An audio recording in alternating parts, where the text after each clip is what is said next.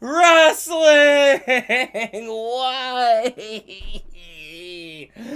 Ah! Oh my gosh. Oh my goodness gracious, dude. What the fuck was that? What the fuck was this? I wanted to have this entire opening, this whole thing where I detail my entire history with AEW Dynamite, talking about how I've watched just every single episode of Dynamite. I wanted to talk about that and just be like, oh, 300 episodes is how many that I have watched. It's like, I don't want to do the math. I don't feel like it. Not from this. Not today. I've watched AEW Dynamite every single week since it came out. All through COVID. All through the Punk being dead years. All through the Punk years. I've had to deal with a lot of bullshit. I'm a wrestling fan. We're used to this kind of stuff. This may have been, quite possibly, the worst episode of Dynamite that I've ever seen. I definitely would have dropped it had I not had a couple things I wanted to talk about. And I'm glad I didn't. Because despite the fact that it was 1 hour and 50 minutes of absolute garbage, the last 10 minutes, pretty good. Pretty good. Pretty sick. Just gonna get it out of the way here. Kota Ibushi's here. You know Kota Ibushi? Golden Lovers? Kenny Omega? You know, one of the best stories ever told in New Japan. Yeah, he's just here now. And I've been waiting for so many years. Ever since I figured out who Kenny was, I've been waiting for this week, for this moment, for this day. And I wish so much that it was on any other episode.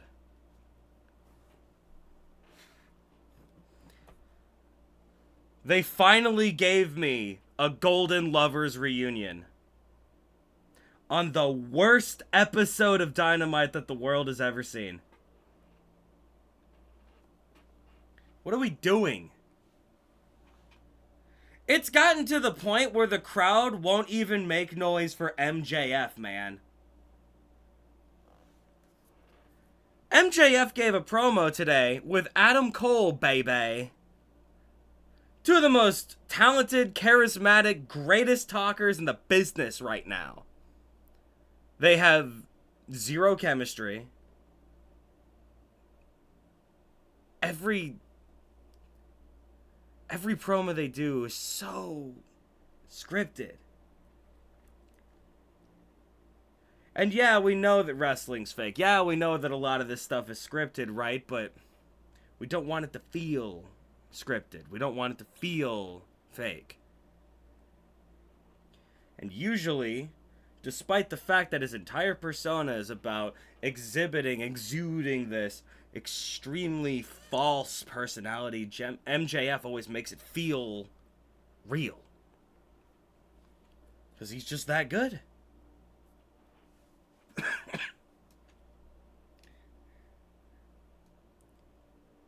We had a fucking ad for their video game. That's why we did this entire fucking random tag team tournament bullshit. Was to get these two individuals together so that they could run an ad for their fucking video game. Do you know how much potential that we have? By just the idea of putting random people together and forcing them to fight? Do you know how cool of an idea that is? What if Jungle Boy and Hook had to fight together right now? Wouldn't that be crazy? Force a reason for both of them to be in the ring at the same time. And despite the fact that they spend the entire match trying to kill each other, maybe they could fluke into a couple victories. That would be wild and fun. I would like to see that, but no. We can't do that. We have to advertise the video game and do nothing else. Keith Lee and Swerve are in the same team. It's the exact same thing. These two fucking hate each other. They had a great match, and that was the end of it, and guess we're not doing anything else with them. No stories are being told. We're in the middle of, like...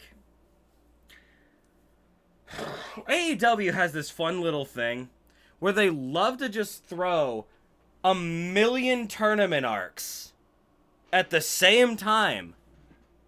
And in all of these tournament arcs, no story is ever told.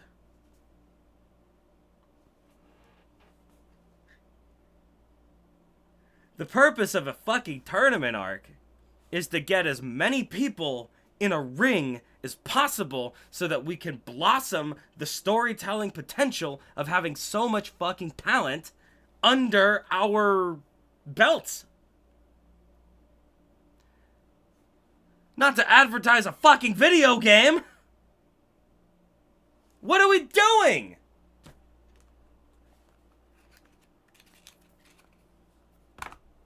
What are we doing?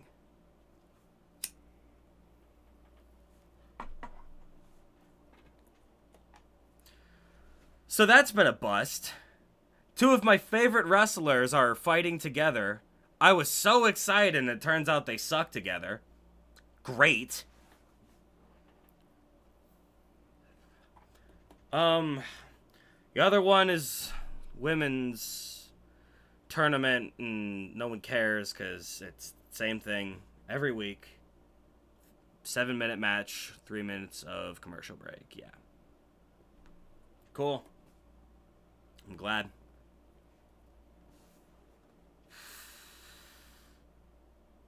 Man, this shit just sucks. It's so bad, it's so bland, it's so boring. We put Brian Cage and Big Bill together. Two of the biggest, meatiest motherfuckers in the entire company. Brian Cage is a certified G. And a bona fide... I fucked up the Enzo Amore thing. I was gonna say that Big Cass is 7 feet tall and he can't win match, but, you know, fuck it. I cannot be fucked to bring quality to this week, man. I can't be bothered. Because nothing interesting happened for an hour and a half.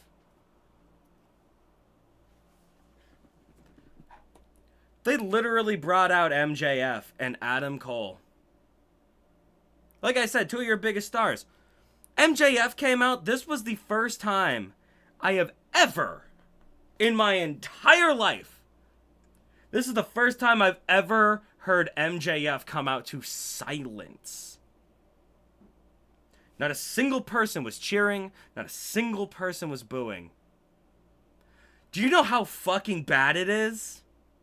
Do you know how fucking bad it is when you have MJF, Maxwell Jacob Friedman, coming out to apathy? What are we doing?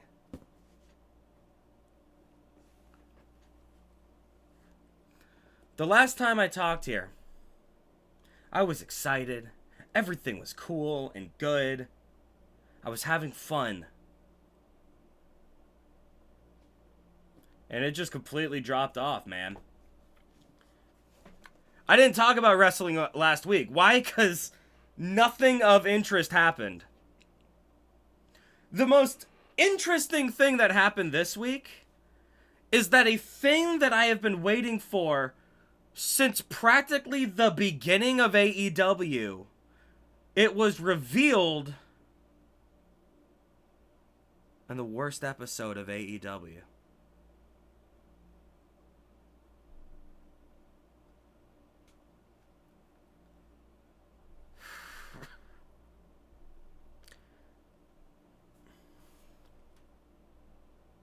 What are we doing? What are we doing? See y'all next Wednesday.